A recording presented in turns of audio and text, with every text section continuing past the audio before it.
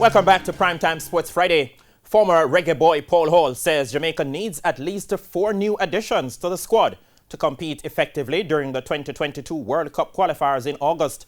While listing the names of the players needed in the program, Hall says a balance is also key with the domestic players.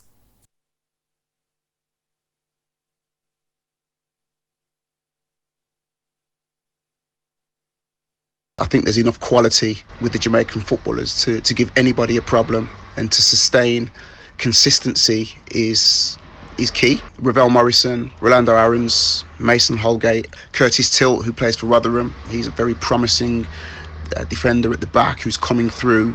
It's about players, wherever they come from, you know, whether it's the diaspora or whether it's from the island of Jamaica, they all need to be able to come together and provide some consistency.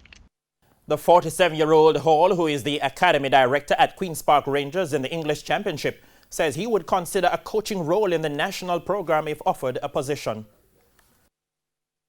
Well, of course, I mean, that goes without saying. I mean, to represent Jamaica with the colours would only bring back fun memories.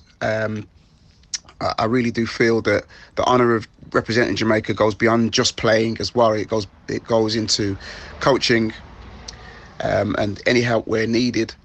I'll always be there for Jamaica. It brings back great memories, and if I can help in any way, then of course, how could you refuse an offer like that? The World Cup qualifiers for the CONCACAF region will kick off on August 31.